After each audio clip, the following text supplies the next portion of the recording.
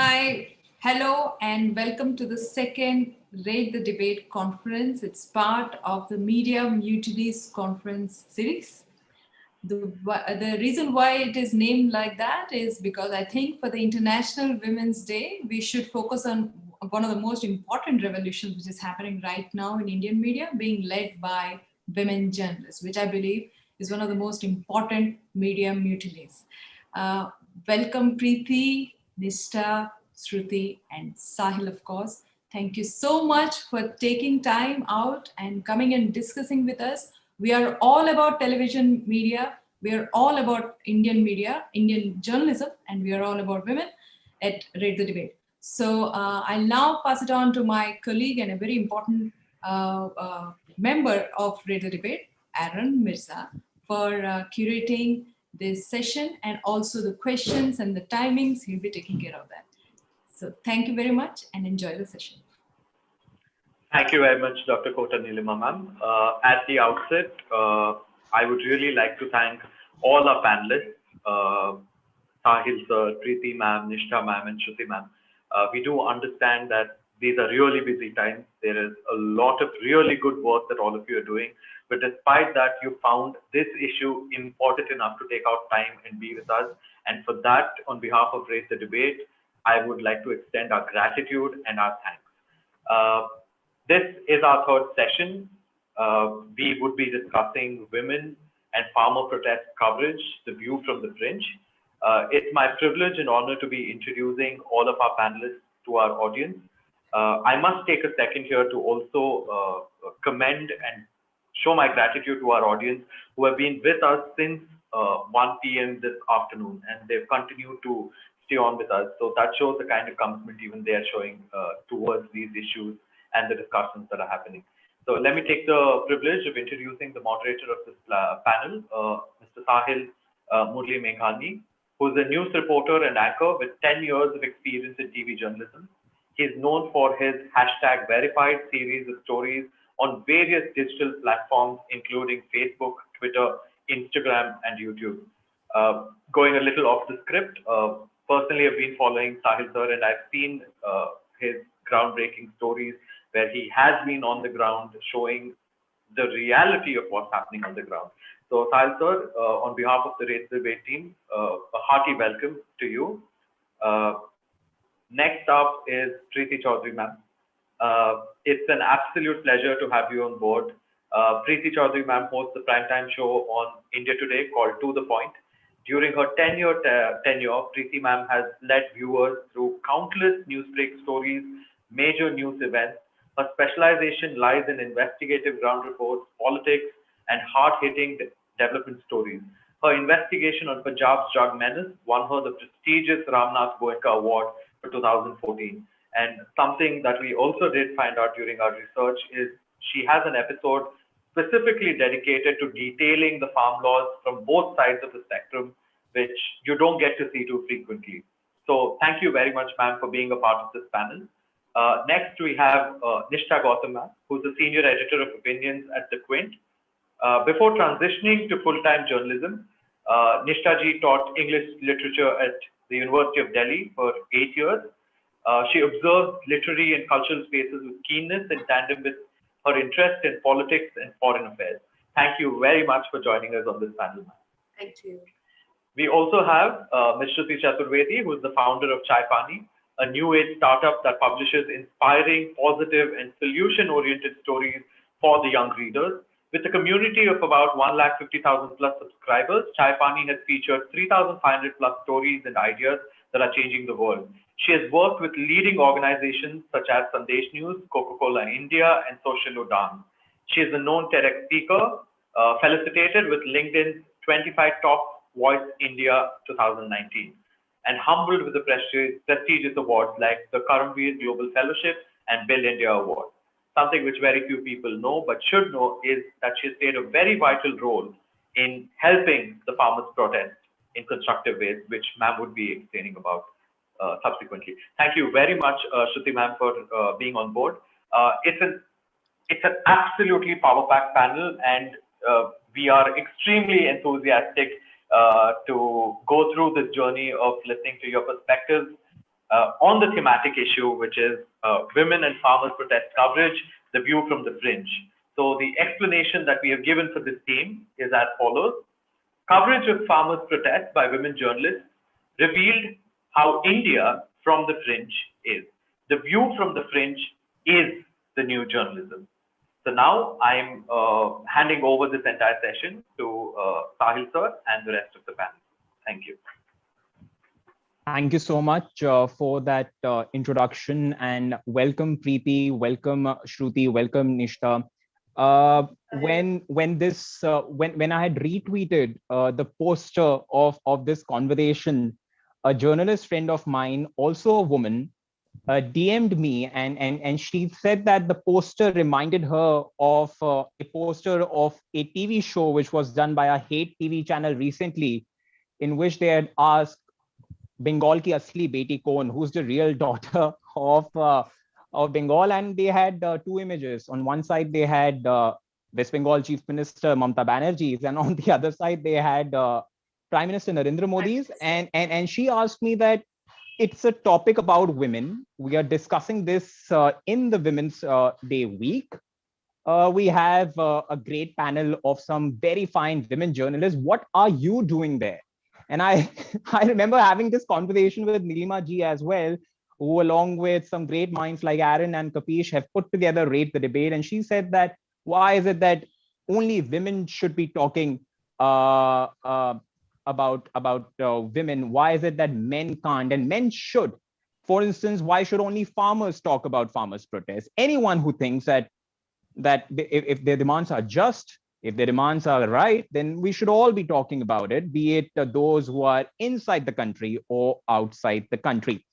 Now, of course, I'm not going to be in the limelight of this conversation because it's about women. But before we proceed, it's important to set this topic in right perspective, for the simple reason, because when I threw this up, when I threw this topic up with two of my very close friends, both women journalists, one of them took offense. She said, why is it that you're still calling women as someone who are on the fringe? We have proven our mettle. We have done our job. We have proven to everyone that women are, if not equal, in some cases even better.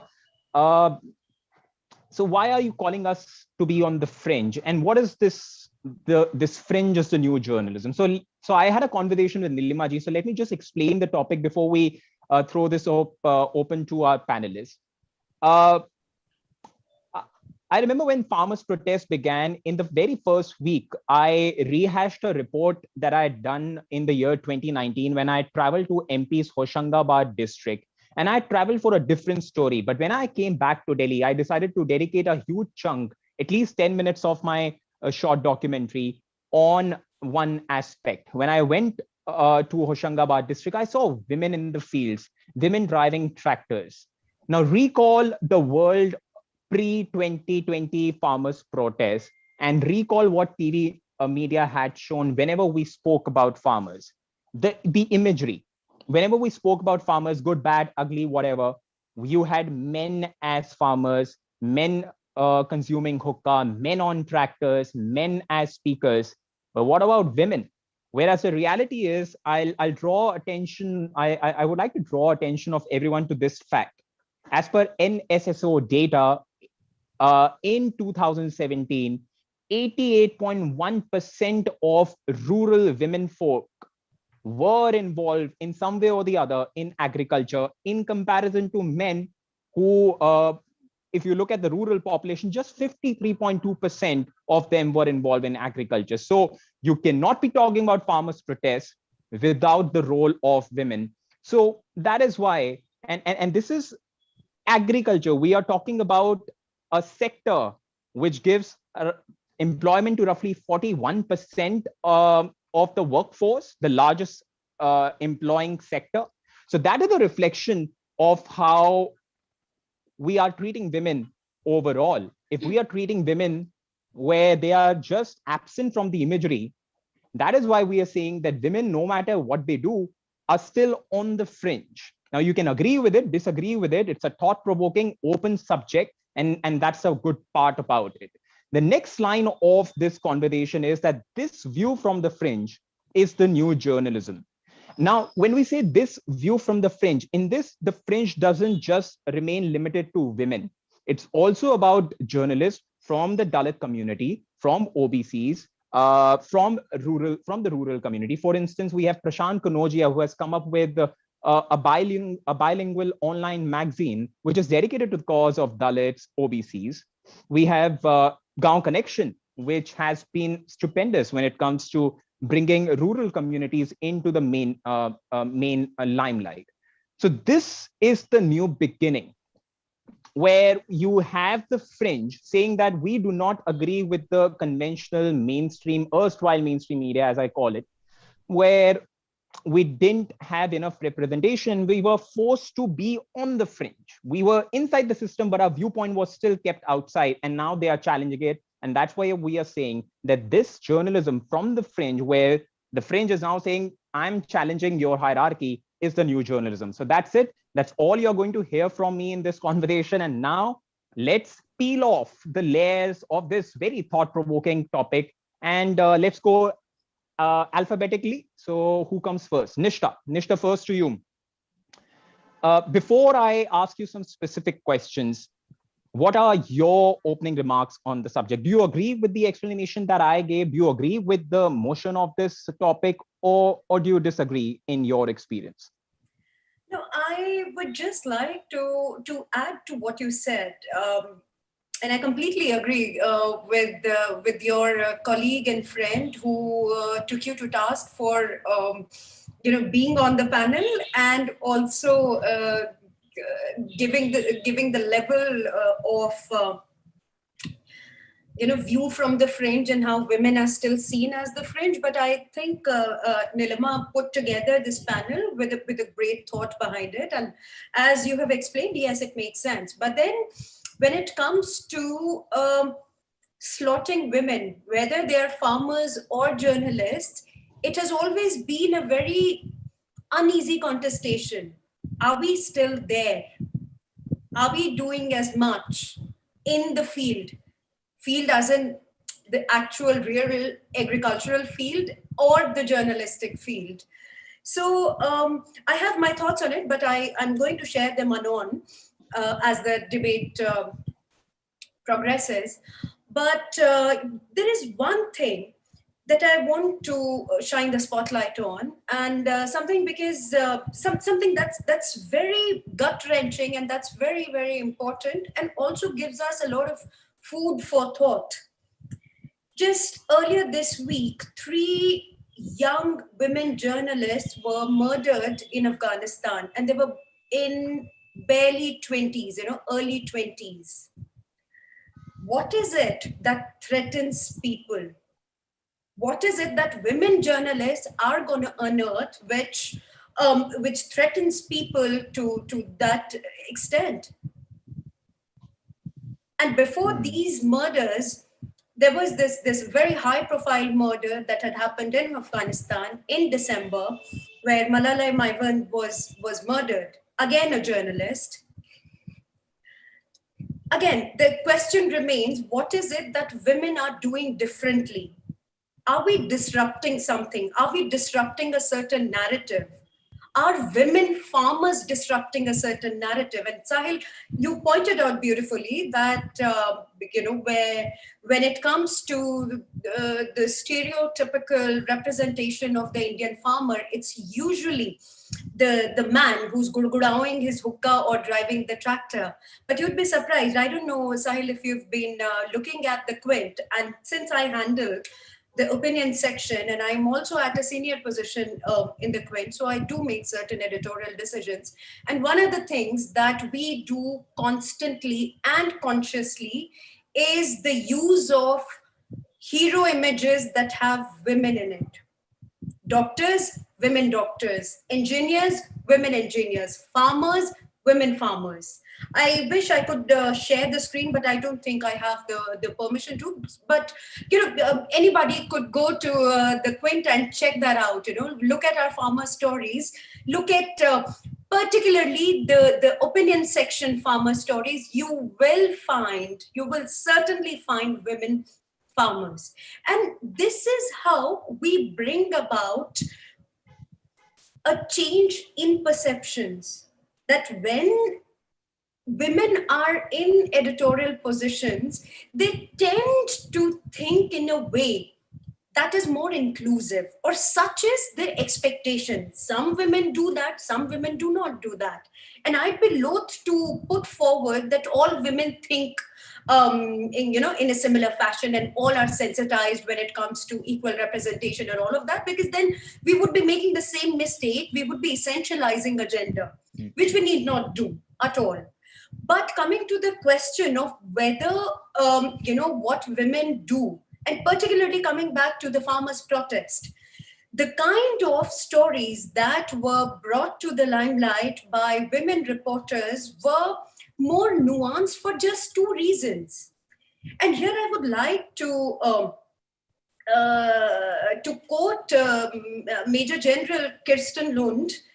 She was heading the UN peacekeeping mission for a while and retired now. And she said that, women soldiers, the biggest advantage of having women soldiers in peacekeeping missions is that they have access to 100% of the population, unlike men, because men do face certain roadblocks. Same is the case with women journalists. And when it comes to areas like farmers' protest, where tempers are flying high, I noticed sitting in the office and talking to the reporters on the ground, women reporters could keep it very sensitive and sober. Of course, it is up for discussion that, is it still a way of essentializing women's behavior? But it's purely anecdotal from what was happening in my newsroom. It's interesting to hear those remarks, particularly because you mentioned about how you as a woman being in the role in a senior position is leading to some change, and I'm going to come to that as we proceed in this discussion. But before we do that, Preeti, your opening remarks. Well, Sahil, with what you began with and with what Nishtha also says, I agree and I disagree. But to begin with, what I do feel, and I feel very strongly, I think we are the fringe. I think women are the fringe. We're doing fabulous work. But when you look at the larger picture of it, I do feel there is a problem there. I would not allow anyone to tell me that we are equal or it's a level playing field. It's not a level playing field. Now, I'll just tell you, why do I say that? And, one needs to accept that to push that envelope. With what Nishtha said, she began very fabulously with the fact, and I completely agree with her, some great. So when did the weather-beaten, hardened face of the farmer actually come to light? It actually came when a lot of women were reporting human interest stories. Otherwise, what we were talking about was, we were talking about farm laws, we were talking about the government sitting on it, then we went into the whole dynamics of Farm Law 1, Farm Law 2, Farm Law 3. Nobody really showed what was really going on, on the ground. When there was a groundswell happening, the human interest stories were first initial wave of it, I would think, were brought on by women journalists. And as much, I personally feel, as much as we need to celebrate that, we need to think it's a problem. Why is it that they were brought on only by women journalists? And I'd like you to just digress a bit when you talk about the mainstream. I, unfortunately, am the mainstream here. So where I go, but I'll digress. Is because, to borrow from my newsroom, if you remember just about 3-4 days ago, because we're talking in the context of women, we're talking about the gender lens, we're talking about gender issues. And I really do hope we try and put the gender lens in one side and the gendered issues in one side, because content approach is gendered, and that is problematic. And that is what one needs to address. Why is it that a woman reporter will do a better long format? Why is it she will get the human interest face? Because then your gendered lens is also gendered in covering your issues. Your content is gendered. As much as the Sahil Miglani should be able to do that story, I would reckon, I think Nishtha's team, who's a woman, as capable, should be able to bring out the same story. So tomorrow, when I sit on the table, I can fight for what Sahil Miglani is stereotypically good at, which is those hardcore political stories. So Sahil should be as competing with me on the same long format human interest story that I would be competing with you for a political story. So I do think it's highly, highly problematic. So coming back to what I was saying, like I said, you were in the newsroom about 3 days ago. I think all of us will remember, some very, I want to choose my word very correctly here, controversial, problematic, because this could invite contempt. We had certain observations that was made by the highest court in this country on women, on marriage, on issues related to women. So as controversial as they were, we were sitting with male anchors, and immediately it was like, okay, Preeti, this is your show.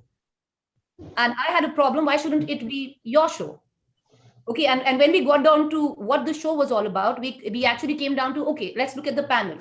No, we must look at a strong all-women panel. I have huge problems with this, because if we are looking at not being the fringe, if we are looking at being mainstream, then I want the 9 p.m. show to be helmed by a male anchor, to have a panel which is a mixed panel. I'd rather have all men, because I think we women talk about it day in and day on and really haven't gotten much out of it. So in that context, but now, how do you approach the story? Yes, how was it? Personally, when I look at it, I was mostly because we're in COVID time. So as much as I'm a reporter, I was stuck in the studio, but I was directly coordinating with a lot of our reporters on ground. So yes, the initial report, the initial wave, the initial burst of these fabulous stories, that weather-beaten face of that farmer, those women coming in tractors, 70-year-old woman driving the Thar Jeep, with this whole, her whole band of girls, like a go girl kind of a thing. All those were reported by women. So we were getting great stories. We were getting visual stories, a burst of color, voices, which were unheard of. They were all filed by our women reporters. What were our men getting us? आज टिकैत साहब ने ये बोल दिया, आज उन्होंने ये बोला, आज it was, and it's problematic. I feel it's problematic. And then, but it's problematic both ways. For women, how do you communicate? So these girls that I was talking to, I've reported with them and I've been on ground, and I understand for a woman to be on ground. Now let's, to come down to the social fabric of it. And I don't want to take much time, so just a minute. Come down to the social fabric. It's very difficult reporting for women. Okay, this is a farmer, this is an issue about farmers, but ultimately these are men who come from a certain physiological narrative, a social narrative, where they really don't think women are good enough. So to try, okay, I'll give you an example. To try and, the initial times, we were trying to get a panel. I had Tiket Sahab, I had somebody, remember, that Kandela Khap, that whole Khap Panchayat happened, the Kandela Khap. Now, I've seen two men. So this Mr. Tiket was the same gentleman who said, "Bhai, jeans nahi pehnni chahiye. लड़कियों को phone नहीं लेना चाहिए लड़कियों को." The Kandela Khap actually carried out a campaign in Haryana where they went on record to say that जो गोत्र में शादियां होती हैं जाटों की, वो अगर हत्या हो जाए तो कोई बात नहीं है. And you're trying to, and you're trying to, now they're talking sense and you're listening to them. So I think that's where your journalist hat comes on, and you say, well, right, dude, let's not get into what you're all about, but you tell me what you're talking, because that's my job. It's my job to report. No matter what I feel for the issue. Do I feel very strongly for the cause of the farmers? Of course, I have an agrarian background. I do. I feel intensely about it, but it's not my job to tell you what I feel. So I will get the Kandela guy on, and I will get Mr. Tiket on, and they will talk to us on what they have to say. So yes, net, I do feel we got to understand where we are, what we are, position ourselves, and go forward, because most of these men would rather come on anchor कौन है जी, रोहित सरदाना है जी, उनके यहाँ जाएंगे, गाली खाएंगे जाएंगे. But whatever that might be, so even they had a gendered lens. It was much later that they opened their world to women reporters. And there was one problematic incident, but I'll come back later because I'm very sorry, Shruti, I've taken a lot of time. Very, very interesting anecdotes you have shared, Preeti, and I'm going to press you more. I would like you to share more information when you said that even panelists were more comfortable in going to a show anchored by a male anchor. If I'm not wrong, if I heard that correctly, I'm going to press you more on that. But let's first get some opening remarks from Shruti, who has been patiently waiting just because her name starts with S. Shruti, over to you. No, not at all. Actually, I just wanted to give more time. Like, Preeti, aap aur time le lo mera, but aap bolte raho because you're quite good with that.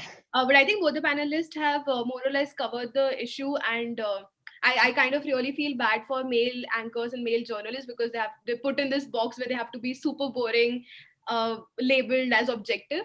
But one thing that I figured, like when I was covering the farmers' protest, and I did not actually go as a hardcore journalist. I just went there because I was curious.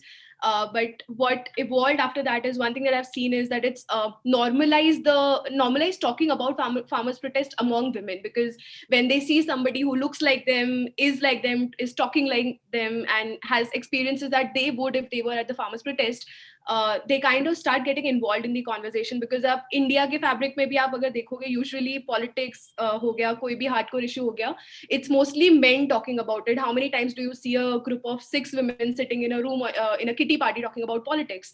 But like I've had this experience after I came back after covering the farmers protest. My mother's friends, like they have a kitty party group, and they told my mother, like, can you call her over? We want to understand what this is about, because they have been excluded from talking about this issue. So I think one thing that changes when a woman covers any of the issues for that matter is it opens the conversation among many other women, like people who are our age, who are looking like us in the same socioeconomic structure of it. So, and that also happens when a Dalit journalist talks about it, when somebody who knows regional languages talks about it, because then you are very much more inclusive.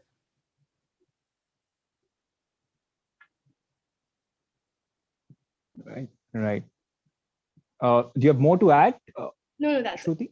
it. All right. Yeah. Cool. So now that we have opening remarks from all the panelists, let's go back to Nishta. Nishta, I was reading your report, which you had filed on Jan 26. You filed it later on because apparently your phone battery died, and it's a wonderful report. It tells us what really happened as you saw it, and I'm going to quote from that report. In that report, you have written, and I quote, "From the main road, I attempted to record a piece to camera, but it is interrupted by a protester who threatens me in Haryanvi. Don't bring us bad name by showing only this police constable who was injured at that point of time." And then you go on to write that I talked to him and my phone battery dies. Other protesters whisk him away and apologize to me, unquote.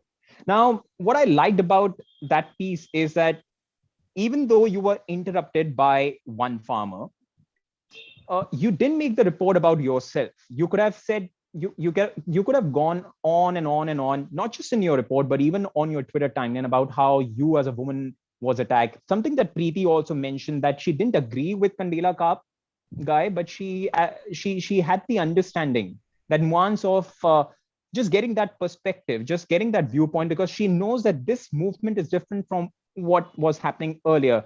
Similarly, you knew that it's just one individual. Through the report, you have made that distinction very clear, that there are some elements, but that's not the entire farmers' protest.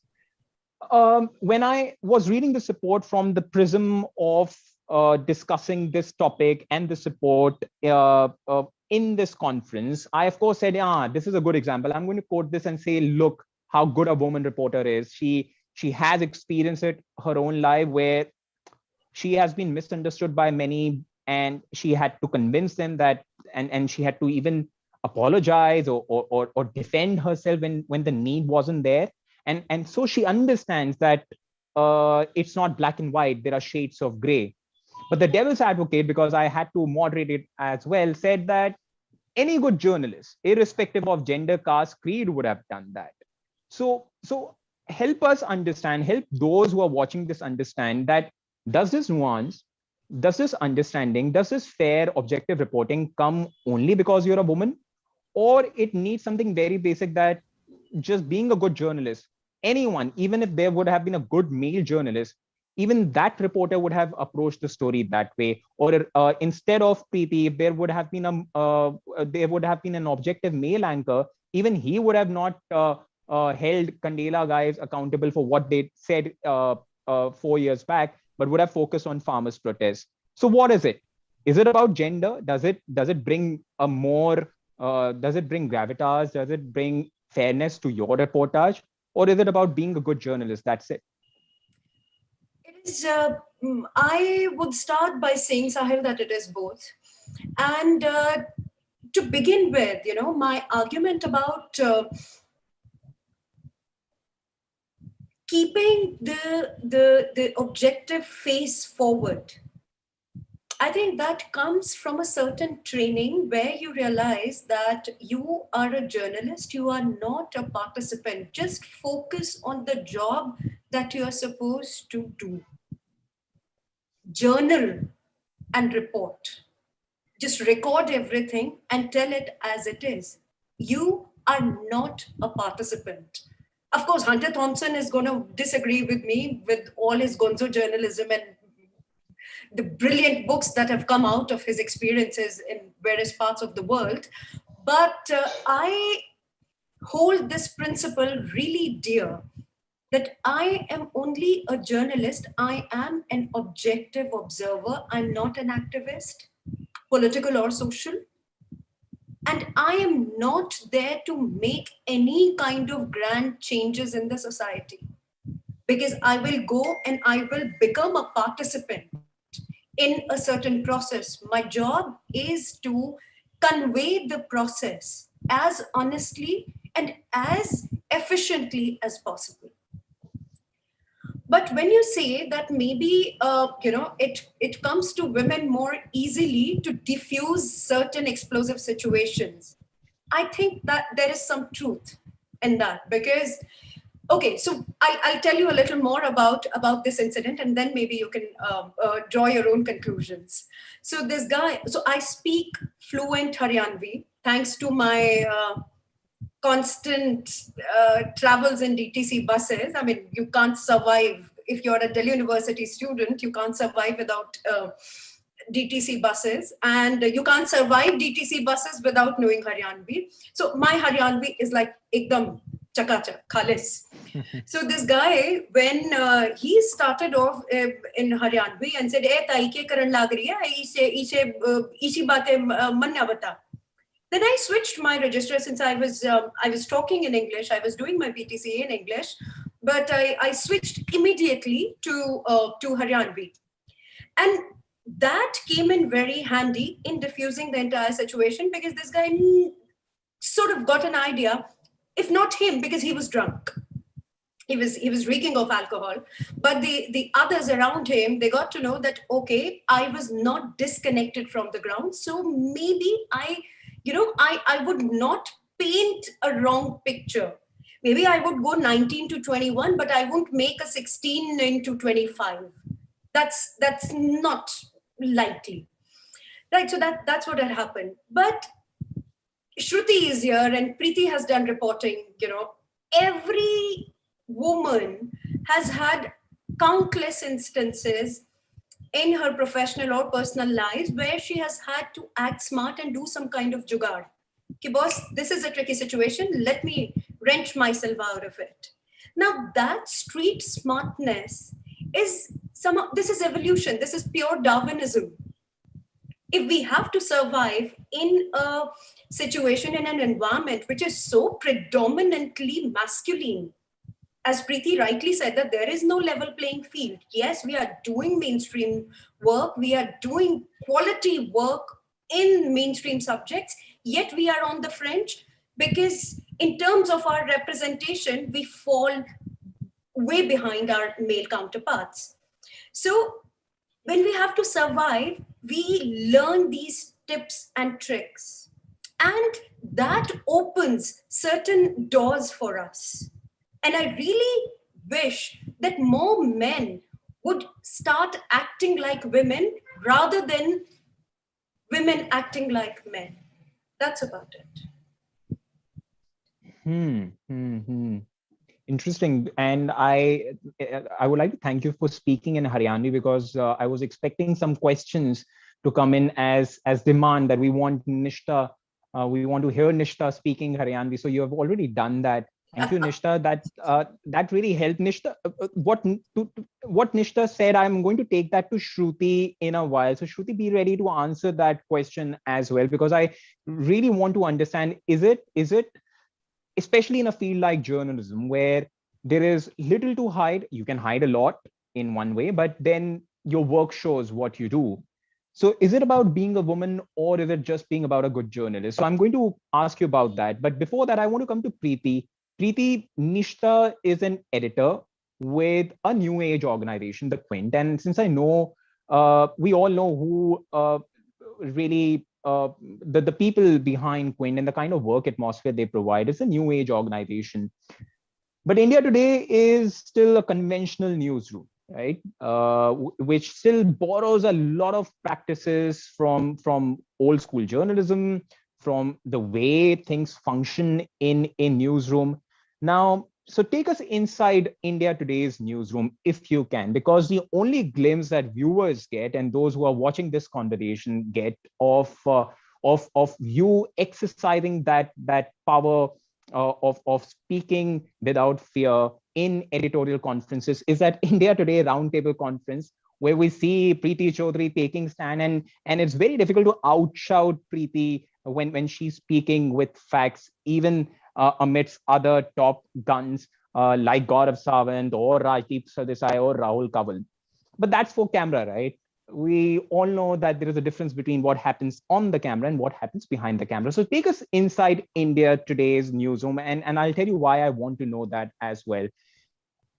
Do you feel that this still, despite being an editor, a very top ranked position, do you still feel that your view is still on the fringe and that you have to fight extra just to make your voice heard? And why I want to know that is because many people suggest that the more representation you're going to have from women or from other communities which continue to be on the fringe, it's going to get better. So is it helping? And if you can quote an example from the farmers' protest where you saw something on social or elsewhere, a propaganda from the hate factory, and you said, no, I'm going to take this up on the show, even if it goes against, even if it's too risky, because doing good journalism is now risky. So give us those examples, help us understand, take us inside the India Today newsroom if you can. You know, Sahil, the thing about propaganda is it cuts both ways. So if it is hate propaganda, then there's an equal push to it on the other side as well, is what I feel. With what the two questions that you asked me, number one, when I say that women are on the fringe, and I will talk about my newsroom, and my newsroom, they're two very different. Women are on the fringe. And I would not let anyone ever tell me that I'm equal. I'm not. Be it in my newsroom, be it outside, be it in my house, you know, be it with anyone, you know, me on the road. It's my identity. I am not equal until the time, at least, you know, and I wouldn't be equal for many, many years from now. And once I get that and I move ahead with it, then maybe in the future, there would be somebody who can actually say that I am equal. So yes, we're on the fringe as a community, as a gender, whichever way you look at it. Now, when you talk about my newsroom, you know, Sahil, the way I see it is that we're not conventional. We are very cutting edge. And why I say what we are, I'm talking about my channel. I have been here over 10 years. The fact that I can sit there in a newsroom and you know, talk to anyone from any kind of bent of mind or anything it might be, it's very, very democratic. You know, I'm not getting into the you know, because I work here, therefore it's so great. I've worked here 12 years. There's a reason that I've earned my space to be even on this show with you. I don't think it's come at the back of those videos that you see. The fact is what I take on air is why I'm here. The fact that I can sit in a newsroom, if I have the facts, one thing I can safely say, if I can back up my story with facts, if I can do it, and we have an, you know, edit meet every day. If I can back up my story with facts, nobody can stop me from doing it. And that is something I have seen it day in and day out. Whether you choose to do it, whether you don't choose to do it on your personal level, where the newsroom is concerned, there is, you know, nobody's going to tell you, aaj rehne do, kal kar lena, ya ek hafte ke baad kar lena. As most of you know, like I said, you know, so many times we're sitting in our newsroom, you know, in our edit meet, and we're like, dude, let's just hope nothing of this goes out, because the kind of shit that, I'm so sorry, the kind of stuff that flies in that meeting is altogether a different level. I think it's highly democratic, it's very cutting edge. Look at the kind of stuff that, you know, some of us are doing. I'll give you an example. When you talk about a particular example, you know, taking off from what Nishtha also said, I strongly believe, you know, one doesn't need to be neutral, you need to be objective as a journalist. And that is what you need to wear on your sleeve, which is objectivity. If you remember the farmers, because we're talking about the farmers' agitation, it's taken a lot of twists and turns over the course of time. The narrative has shifted like the grain of sand every time. You know, right before Tikayat cried, after Tikayat cried, before that what happened, after what happened. We've gone through various phases of it. Now, there was a time where there was a huge emotional push or an emotional quotient which was going for the farmers, with the people. And that was the time where, and I'm not going to tell you what I really feel about the issue. It's not my job to tell you whether I sympathize with the issue or I don't sympathize with the issue. My job is to tell you what objectively is what I see, what I report. And anyway, coming back to one story, which was very problematic, like I said, propaganda works both ways, is when we were sitting, it was about 5 o'clock, and I had a very dear colleague, and she called me and she was in tears. So with what happens in a mob, it doesn't have to be a mob of farm, like it doesn't have to be lots of farmers together. It could be a mob of men who are inebriated. I think all of us who've been on the ground know where people gather in numbers, which is a huge groundswell. Like Nishtha said, alcohol and sweat are two things you can smell. And the mix of that is horrible. Like I wish it no one. And by the time you come back, you're totally rubbed into the whole scene. But having said that, so she called me, she's a colleague, and she called me. So she got felt up. So somebody, while she was there, in Singhu, you've gone there many times on your own. It's easy for you to go there. For a woman to cross those various barriers, we have to always look over our shoulder. Do you ever do that, Sahil? No. You have to always watch your back, always watch your back. I know I have mastered this art of how to do piece to cameras in a crowd. I always have one hand at my on the back. So, these are things which, it's second skin to us. I don't even think about it. And she called and she got felt up. We were like, okay, it's a one-off incident. If this has all happened at the Singhu border. The next day, there were two of my other colleagues, both of them got sexually harassed at the Singhu border. It's not about the farmers' protest. It's about now 3 cases of 3 of our reporters who got felt up at the Singhu border. We had a choice, right? We could have said, what's the point of carrying? The mood is now with the farmers, because there was a point of time when the mood was with the farmers. But in the evening, very factually, because we filed an FIR for one of those girls, and very factually, we just put out, this is what has happened. There is an FIR, and now the farm leaders need to call these elements out, because this is a part of a mob mentality. It's nothing to do with the farmers' movement. It can happen anywhere, in any form of protest. But like we talked about and we were allowed to do it. A lot of channels would not have gone ahead with it. Some, because it suited the narrative, yes. The others, no. It's troublesome. It invites unnecessary attention. You want to just toe the line, keep your head down. But we went with that story. And we had a whiplash, what we call propaganda, from the sympathizers. Because then we were that you are discrediting this movement. How dare you? Paid journalists, prostitutes, the other sides. So we got it, but we did do it. Because we had to be objective, we had to tell the story. And a lot of people, I had calls from a lot of dear friends of mine who are covering this with a lot of heart. And, because they believe in the cause, a lot of them on ground. And they did call me and they said, why do it at this point of time? I wouldn't be a journalist, no, if I don't do it at this point of time. So we did put out 2 shows. And we had all the 3 girls who had their story. And I don't think I don't think any woman would lie about her bottom getting. Yes. And I think all of that, even in my newsroom, it is. And I don't think, for me to sit here and say what I can, if it was any other organization, I'd be allowed to do it.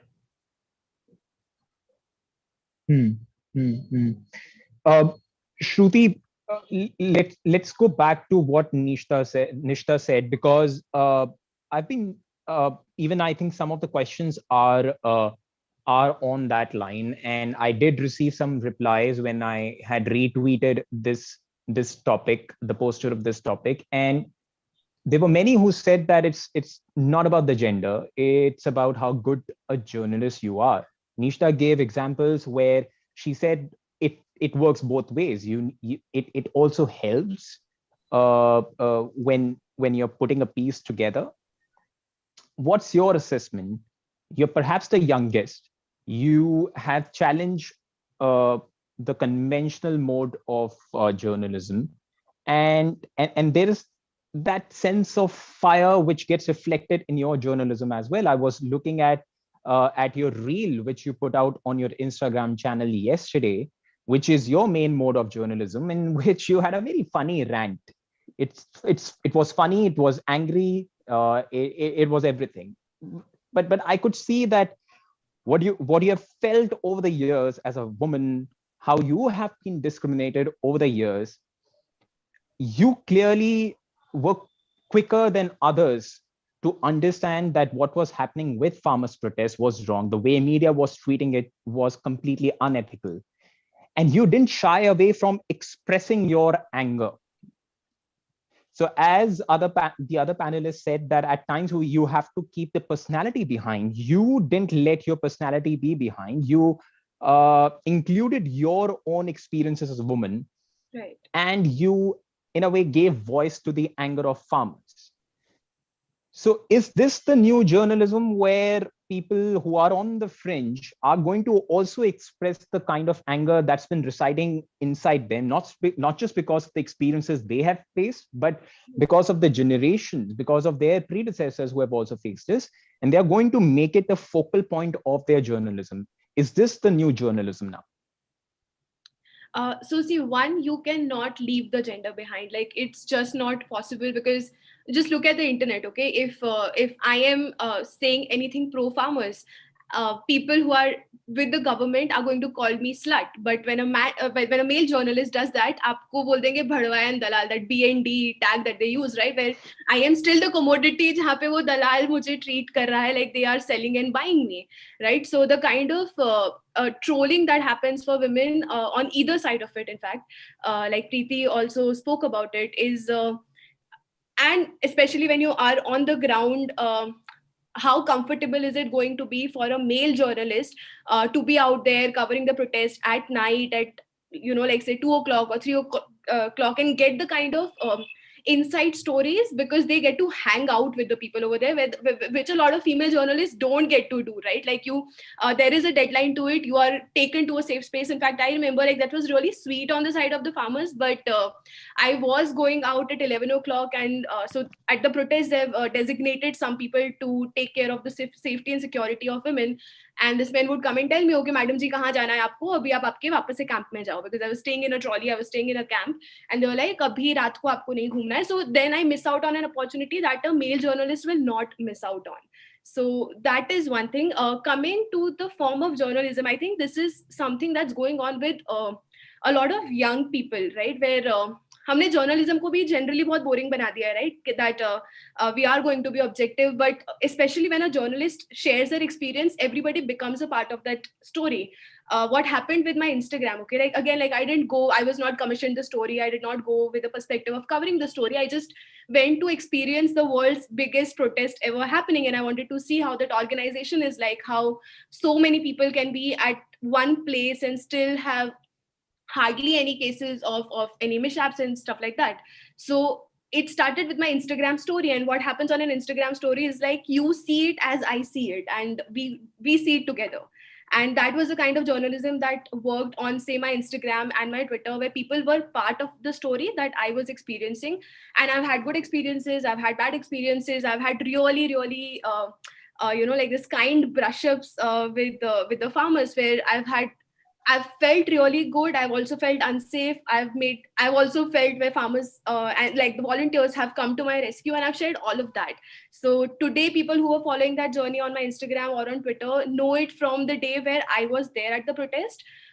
In fact, when I went to the protest, I hadn't even read the 3 farm bills, because I was like, अब मैं journalist का सुनूं कि वो farm bills में क्या है क्या नहीं, उससे अच्छा let me go and hear it from the people who have been who have issues with it, and understand from their point of view, because I think that's the fairest point of view to be listening to. So even people on my Instagram who had no knowledge or no idea about the farmers bill got to know about it from my Instagram stories, as I got to know about it. So everybody, it's like a community initiative, right, where all of us are learning together and experiencing together. And I think that's the kind of journalism that's worked for me and my audience. I won't say it for everybody. Of course we need objective journalism. Of course we need like people who are just throwing in facts. We need people who are telling human interest stories, and there is a different community of people who want to feel it along with you, and that worked for me. And I think I love doing that. Like I wouldn't want to fake being somebody who's only like giving hard-hitting facts. Like I would love to share my experiences, and I did. Let me know, Aaron. Let me know, Nirima-ji, if we have time to take questions. We do have time to take questions, and in fact, I'll let Nilima ma'am answer. Okay. First of all, thank you, Sahil. Fabulous questions and fabulous engagement on this issue. I know it's very close to our heart, the farmers' protest. I think also equally critical was how women journalists were looking at it. I think Preeti, Nishta, and Shruti have brought in perspectives which I think cover the entire spectrum of how women have been viewing this. I just wanted to refer to one point. I have been also on the single border and at different times, and as Shruti said, these experiences are very different from what probably the men would experience. But having said that, I think as a woman, I have experienced something else. The extreme affection they have for anyone who is ready to stand with them. I think it was very touching.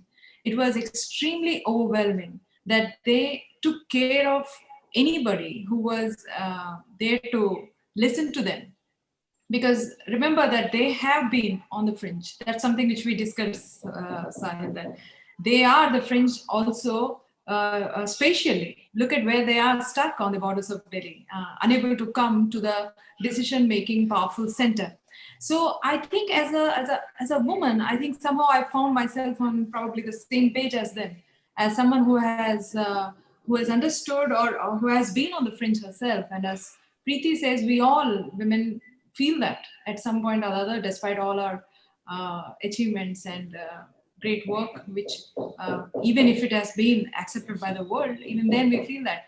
But as Nishta correctly said, when you are there to make a decision, I think you bring in all these factors. So a woman, when she's making a decision, I think she's making a decision also for the fringe, also for the periphery, as well as those power centers when we are talking about. That's why I think that answers your question, that they have a more widespread, universal look at an issue or a situation, because I think they are women and they have gone through those experiences which are typically called fringe or periphery or non-center is what I would call that.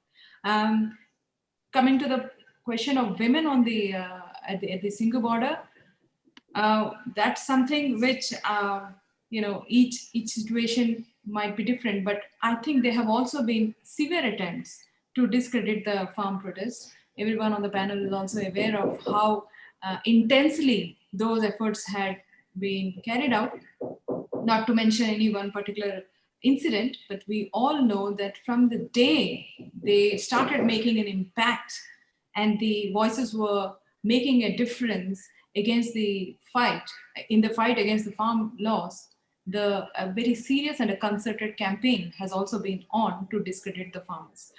May I now shift to Aaron, because he has been messaging me about the number of questions which have come for each and every one of you. I hope you have the time and the patience to answer at least some of them. Please do. Thank you. Aaron? Thank you very much, Nilima ma'am. We do have a huge list of questions that I have in front of me, but because we are also running a little tight on time and all of you have schedules to adhere to, we've just picked 4 of them, which I'm sending to Sahilji right now. So Sahilji can put it forward to the panel as he deems fit. It's coming on your private chat.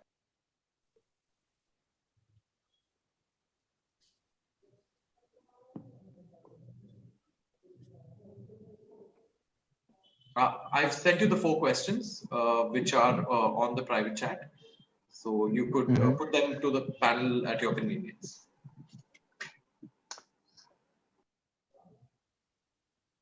Okay, Kunal is asking, and this question is for Shruti. Is it easier to understand the silent exploitation faced by a farmer as a woman? Of course, you sympathize and you understand the fight they have to put forward, because हमने बचपन से बस वो fight ही कर रहे हैं. In fact, like, we're still very privileged compared to other women who say I have met at the farmers' protest as well, where they didn't even have the kind of, like, I would never have the kind of experiences they've had all their lives. And I think one of the reasons that women have been leading this protest is also because, like, we're all tired of just being asked to shut up and don't participate here, don't participate there, don't come here. So of course, as a woman, it's easier to empathize and it's easier to communicate, because it's like a default muscle memory for us on how to fight back and how to communicate our needs properly without putting ourselves in trouble, without making somebody else feel bad. And yeah, I think so. As a women journalist, I think your lenses are way wider than, and because of your past experiences. The next question is from Kushagra. He's asked, and this question is for Nishta. How difficult is it for women journalists reporting in dangerous terrain or on any contentious issues?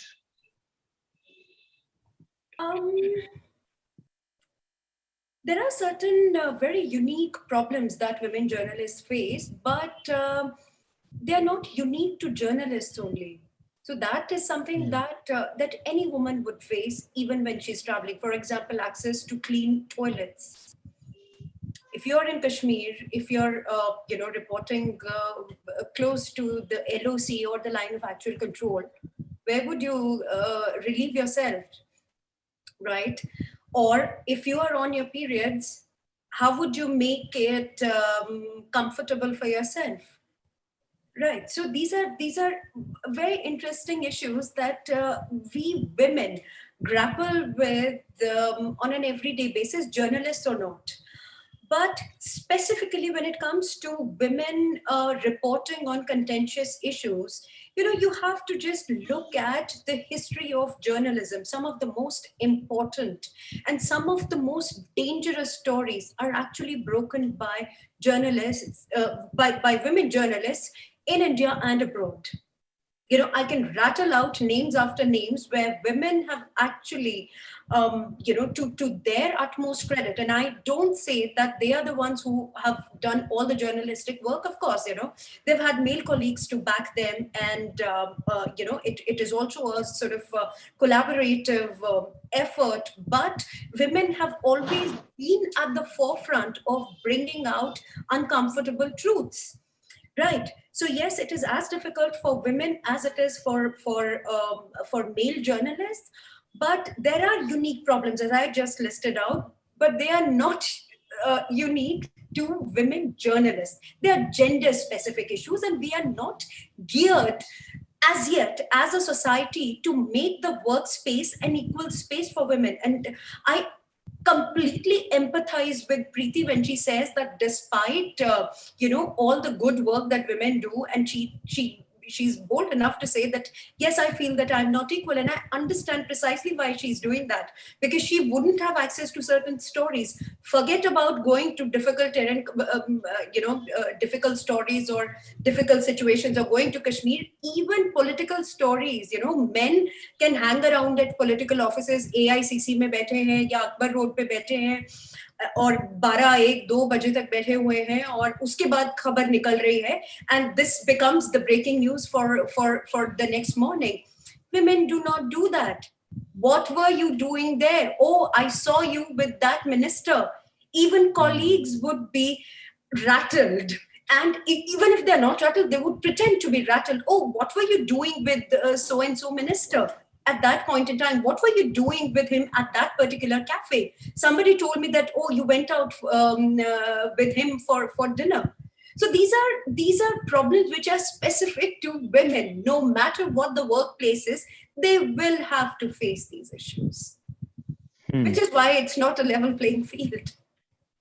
Next question is to Preeti, where I think someone, if I recall correctly, now the question is gone, but I think the question was, is there any message that you want to give to young? Yeah, I can read this, Sahil. Do you want me to read this out? It's there on. Yes, please. Yeah, what advice can you give to the young upcoming women journalists? And this is from Kushagra. Well, I would think, Sahil, or to young upcoming journalists, report the story, don't be the story, push. And I can't focus on that enough where your gender is concerned. Push, fight. Make it that much easier when you give advice to upcoming journalists 20 years from now. do that, open that field that much more for them, so that when they come, they can widen it further. It's your job. The fact is, it's strange that we sit here and we talk about it, but for more than men, it is our job to do this. You've got to do it. You've got, like we said, the field is not going to be leveled, but keep at it. I can't, I'll give you an example. So when I started off my career with Times Now. I don't want to get in at that point of time. And the minute I walked in, it was my first job. So I had just come fresh out of college, and the editor at that time looked at me and he said, "Perfect, fashion." And I'm like, dude, I've got a journalism degree. Looking from where? Why are you? Absolutely. I was put in a box, and and I actually did it. I did fashion for a year, and great. I like fashion, but did I want to report on fashion? No. So, and it took me a while to reach here. I would think, and what Nishta said, yes, I do agree. If I was a man, and I think we've all got to be very, very confident of our capabilities and be very vocal about what we are capable of. And if I was a man, I would possibly be doing what I am doing now, because now I am taken seriously. If I have a political story I want to report, it's given to me. But I could have done that 5 years from now. So if I'm giving advice to somebody, I want her to get it 5 years when I should have got it. So that person that she gives advice to gets it possibly 5 years after her male counterpart got it. I want to make, that's the advice I'd like to give. And yeah, I think I read Nishta's piece. Always keep your phone charged. Always watch your back. Always watch your back. And it's sad. And hopefully I don't think we're ever going to reach a place where a woman journalist would not have to watch her back. I think that's, again, gender specific, not job specific. That's it. Sahil, on your private chat, not in the question answer tab, there were a few more questions that I labeled. I think question number 2 and 3 are yet to be answered. So if you could consider taking them up, and then we could possibly wind up. Question number 2 and 3. There was one for me. Why do protests of any kind give hope? And is it immaterial whether they succeed in their objective or not? They give hope because any protest is done to bring about some change. And a protest begins with a set of demands, and then it evolves. It then starts involving other things as well. I recall this even during Anna agitation. Initially, it was about Lokpal, and then it became about corruption. Now we can agree with the intentions of those who are behind it, and we can debate it, but that's a topic for a separate day. Or look at how 2012 Nirbhaya gang rape movement began. Now, people would say that it didn't lead to major changes, but then there were amendments. There was a new law which was brought in, and it did change the attitude. Even some people would discard Me Too movement. They would say, what really happened? Well, a lot has happened, and it's become normalized now. Speaking out, calling people out has become normalized now, and the movement also has evolved. It's an ongoing movement. It has evolved where people have raised certain questions as well, that you can't just label, you have to give some proof as well. In some cases there is no proof. So that debate is going on, but what it has achieved is that it has given a lot of strength to women to just speak out. Similarly, farmers' protest, it began with being about 3 laws. It had other demands as well, which were later omitted because people rightly pointed out that it was getting distracting. And now it's become a movement about so many things. It's given strength to so many people who are either on the fringe or who felt that somehow they had lost the spine or the courage to speak up, and they are now speaking up, particularly youngsters. Every generation needs a movement to just purify, and let that baggage that we keep on building over our shoulders of caring about the jobs that we do, caring about our household issues, where we think as a society that we need to improve it. And I think in that, farmers' protest has already achieved a lot. It's also become a movement against G media, because it's a civilized debate. I'm not using the term as it is used for that media, but it has become a movement, and it has in a way challenged the power that this medium used to enjoy. And that's why I say that this is now the new journalism. This decade is going to be about the fringe. This decade is going to be about new journalism. And this new journalism, which is largely being led by digital outlets, be it those like the Quint or independent journalists, this decade belongs to them. And farmers' protest is a catalyst. It has acted as a catalyst. And you're going to see a lot of changes happening because of that.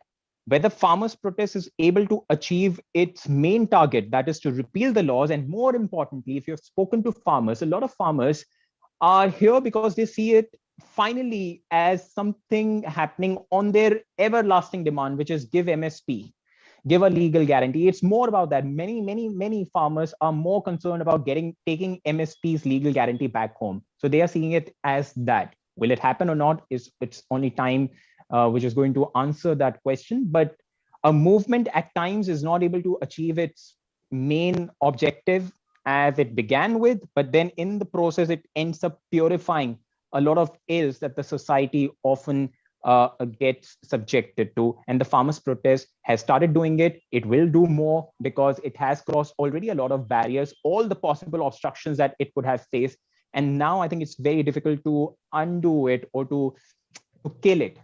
Everything has been tried. Every trick in the book has been tried. So from here on, it's only going to get stronger. And in the process of getting stronger, I think it's going to keep purifying, keep giving more people strength to come out. And that's why the government wants these visuals to be suppressed, because it knows that it's contagious.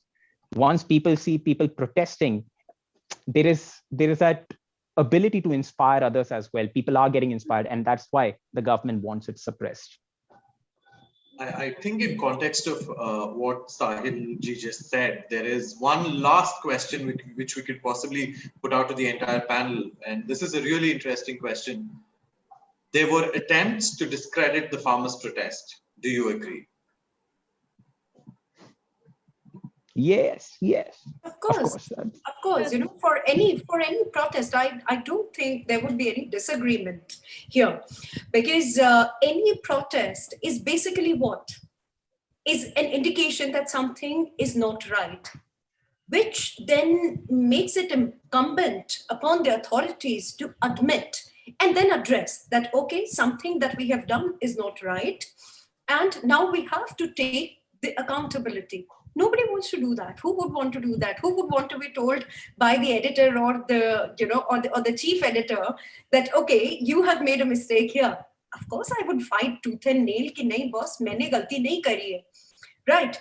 And no matter what, if I'm a sly and a cunning person, I would want to discredit the person who is actually pointing me into the direction of the mistakes that I've made. That no, you are seeing it as a mistake because you have an agenda. Because actually I'm doing everything all right. You are not okay with it because you have an agenda. This is how you discredit any criticism, right? And silencing the critic.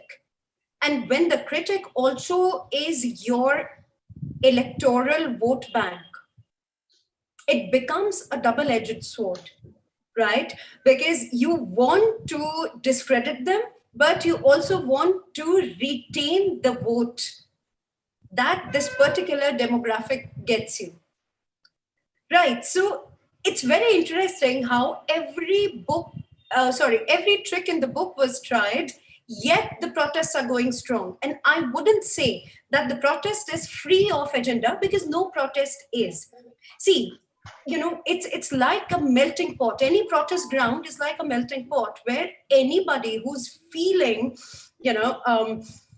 discontented would come and start his or her own campaign or advocacy, whether it is relevant to that particular mudda or not. Right. So it also becomes very important for people who support a certain cause to sort of sift wheat from chaff. And I'm using the agriculture analogy here. It is very important, because you definitely want to have the wheat, but you do not want your throat to be scratched by chaff. Right. So everything gets amplified whenever whenever a government is out there to discredit a movement. So the fringe elements of a movement become the mainstream, that, oh, listen, actually it is about the Khalistanis. Listen, it is actually about the Congress party or the CPI or, you know, other parties that are actually electorally opposed to us. So they are the ones who are fanning this fire. It may or may not be true, but it certainly is an exaggeration when they say that all the protests are motivated. No, they are not. I mean, it wouldn't have sustained for that long. Well, no, I do tend to agree with Nishta because, you know, the merits of any movement aside, and if you look back in history of protest, every protest has been discredited at various junctures. And this, you know, whether we like it or not, and this is also, I think, the longest protest in our recent history that we've seen. So right from the onset, you know, to give you an example, Sahil, I remember covering Nirbhaya. There was the protest in Nirbhaya, which didn't last, of course, the time lag that this one has, not even close. But various attempts were made to discredit that. Let's not talk about the Anna movement because that has enough on the, you know, it's controversial. So let's not talk about that. But Nirbhaya had various attempts to discredit it. But let's look at it right from the beginning. Yes, like I said, merits of any protest aside, look at it right from the beginning. Farmers from only one country, one state. Sirf Punjab ke farmers are in, koi hai nahi isme aur. Ultimately, when the camera started going, you saw it wasn't Punjab, there was Haryana, there was UP, there was parts of Rajasthan. So farmers are there from all states. And there was a huge attempt to localize it just to Punjab. I think all of us journalists know there was a point of time in the narrative of this protest that the vilification of Punjab was right up there. ये पंजाब की problem है, ये मतलब बिगड़े हुए farmers हैं, इनको क्या लैंडेड फार्मर्स ये क्या करेंगे आके, ये इन्हीं पे है. But when, you know, it was very clear, very evident, because there was coverage. It's not that there was no coverage. Maybe, you know, not from a lot of channels, not from the media, but there was enough to know that it's not just limited to Punjab. The Khalistani angle. Everybody talked about the Khalistani angle. Nobody quite did anything about it. And, you know, time and time again, we would have debates where, you know, the Khalistani angle was brought up. So there's been multiple attempts to discredit it. But I do think as journalists, I do think it is, and, you know, each to their own, it's how they perceive their journalism and what they want to build their journalism on. It is, I would think, my duty to, you know, factually, objectively put it out there. And I think if we keep doing that, we cover a lot of ground which most of us choose not to. And that could be uncomfortable for all. You know, even with this whole opposition ne kiya hai, if the opposition had it in them, wo kya, you know, the lacks that we've seen over the course of now 90 days, if the opposition had it in them, they wouldn't be the opposition, no? If they can protest like this. So there's enough, you know, to suggest that it was lots of attempts were made to discredit it. But I would reckon as a collective, journalists, it's on us to put the facts there, and hopefully whether your viewer or whether your reader, you know, would like to accept it or not, because the audience is also very colored. Whether, you know, they would want to only read a certain. Oh, yeah. Yes, it is highly colored, and we've got to accept that. You know, enough galis go to journalists, I feel. Your audience is as colored as your journalist. So, you know, when you talk about that, whether they want it or not, you've got to put it out there. And you have to put it out there without any hanger-ons, without any agenda. We need to have a GOM also to decide the color codes for our citizens then. Green, white, black, so on and so forth. Shruti, your comments on the question. Yeah, I think the most objective answer to that is yes. And I think this discrediting has also, you know, like created a lot of fatigue among people that, okay, like what do we believe, what do we not believe? अब इतना हम थक गए देख के कि हमें कुछ सुनना ही नहीं है. And that's one thing that we did on Chaaipani was when we would put anything about the farm laws, you know, everybody would come like, oh, you know, like farmers don't want to work hard and that's why they're protesting and stuff like that. And they would try to educate me on the other side that आपको farm laws के बारे में नहीं पता है. And then I did like this live session where we put like 7-8 cameras across like a single border, but there's something called Santi Sat, like for everybody who's been there. So, and we got everybody and we were like, अच्छा ठीक है, अब आपको ज़्यादा आता है ना, आप इनको educate करो. You know, like, why are you fighting with me and why are you fighting on the internet? If you know more than the farmers themselves, like come and educate them. And I think that kind of changed a lot for like those 10-15,000 people who were participating and sharing their opinions and even the people there, because but yes, this discrediting has I think there is a huge news fatigue generally among people now. कि अभी इनको लड़ने दो, हम अपना काम करते हैं. Like, let's not spoil our lives. So this narrative again, like, it is something that the government wants to create. This is the kind of fatigue the government wants to put in the heads of the people. So eventually, people should be less informed. So much to learn from Preeti today, from Nishta, from Shruti. So thank you all for a fabulous discussion. And I'm sure that when I was hoping that this conference will give us some kind of a course ahead, it will chart a course ahead for what to do next, especially as women journalists. I see so much material here. I see so many pointers on how to go forward, what to do. Over to you, Sahil, and thank you so much, Aaron. Thank you, Nilima. Thank you, Nilima, for bringing this all together. Thank you so much for your time. All of you so busy doing such important work. Thank you. Earnest gratitude from the Rate the Debate team to all of you. This panel, I think, although it extended for quite a longer duration of time than we planned, was necessary as well. And I would really like to express our gratitude for all of you, towards all of you, for being so candid and open about things, and for addressing the larger issue of the farmers' protest and how women, as journalists or as protesters, have molded what the farmers' protest narrative has been about. So my gratitude to all of you. We do understand you're getting late because of our delayed schedule, and we profusely apologize for the same. Now we come to the end of the conference, and may I request Aaron and Kapish, two very important members of the debate, to give their vote of thanks and concluding remarks. And thank you. Thank you very much, ma'am. Thank you. Thank you very much, ma'am. Kapish would be giving the concluding remarks, and then I'll take over from there for the vote of thanks. Good evening, everyone present over here. So, without taking much time, I'll just begin. So, we are very thankful to each and every panelist who has been a part of this conference today. Every panel discussion that has happened till now was unique, interesting, has worked as a learning for us, each and every one of us, not just the audience, but as a team that we are working. Several questions have emerged out of our panel discussions that have made us, that makes us to introspect our thinking the way we are. Be it when we know that women is crucial in decision making, then why this exclusion? When we know that why women is not supposed to lead the boardroom, why is this question still there today in this generation or century?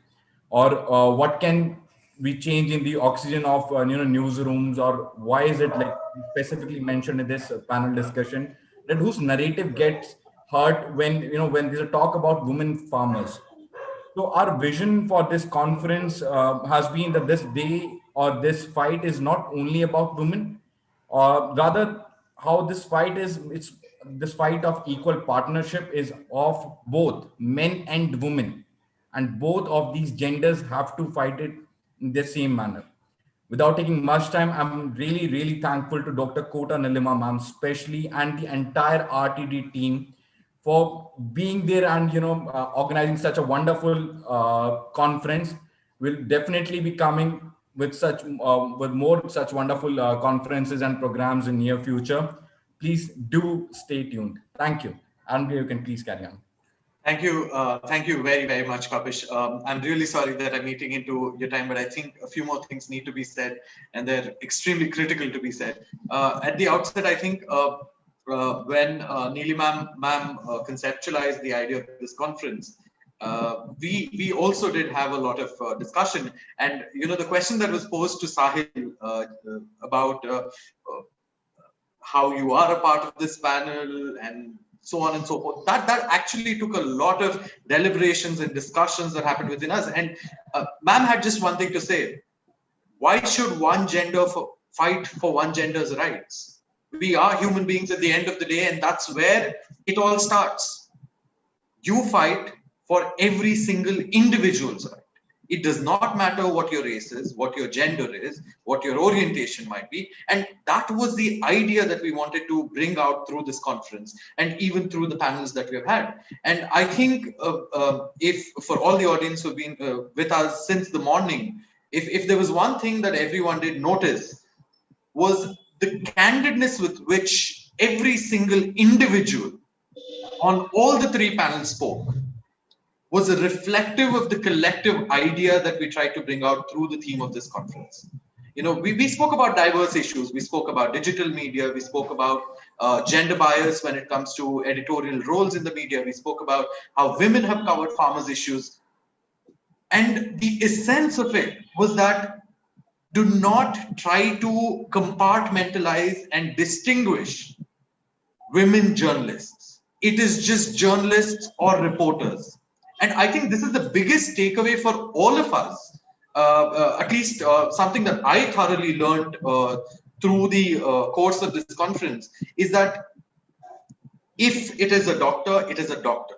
It's not a male doctor or a female doctor. When it is a teacher, it's a teacher, not a male teacher or a female teacher. Why does it have to be a male journalist and a female journalist? Why does it have to be a male anchor and a female anchor? And I think that was something that came out really beautifully through this conference. And that probably is our tribute this International Women's Day. Now it's my turn to give the vote of thanks as well. I was not supposed to speak, but I did end up speaking. Nonetheless, I'll just move to the vote of thanks. At the outset, I'd like to thank our founder of Rate the Debate, Dr. Kota Nilima ma'am, for conceptualizing the idea of this conference, for motivating us and guiding us to ensure that, you know, this conference could be in place at the first instance. My gratitude and thanks to every single one of the panelists that we have had since the morning. We have had Abhigyan Prakash, Sakshi Joshi, Seema Chishti, Rama Lakshmi, Nidhi Razdan, Nagma Sahar. We've had Sahil, we've had Preeti, we've had Nishta ji, we have also had Shruti ji. We do understand that especially this timeline is extremely crowded. There's a lot happening and a lot of critical issues happening. Despite all of which, all of you found this conference to be important enough and gave us the time and, you know, ensured that you stuck with us till the end of it. And for that, we can't express our gratitude enough. I think this is the beginning of our association, and we are hopeful that this association just takes us further and further, and we keep connected to you. I'd be failing in my duty if I do not thank my entire team from Rate the Debate, starting from Kapish, who you can see on the screen, but there are a lot of them who have been toiling really hard, be it Kushagra, be it Ashish ji, be it Kunal Bhaiya, be it Shivashish, be it Sudhir ji. Everyone has put in a lot of effort. Our support staff, starting from Shravan Bhaiya, from Govind Bhaiya, to every one of them, Ram Nivas Bhaiya, they have made this conference happen the way it is happening. And for that, I probably cannot express enough gratitude, because these are the names that usually get lost in translation and need to be mentioned, even if it does take a few more seconds. Also, my special thanks to the research and conference teams of Rate the Debate and all the support that we have received from the Institute of Perception Studies, New Delhi. If I've forgotten anyone's name, my sincere apologies. Your contribution is there with us in our heart. That is rest assured. Thank you very much to all our audience. You've been patient listeners. You've joined with us through the entire day. This is just the beginning of the Media Mutiny series. We'll be back soon. Thank you very much. All of you have a great day. Stay safe and take care. And I'll just add one line which Sahil sir said, you know, let this fight or this movement be the our generational fight, which is there to, you know, purify.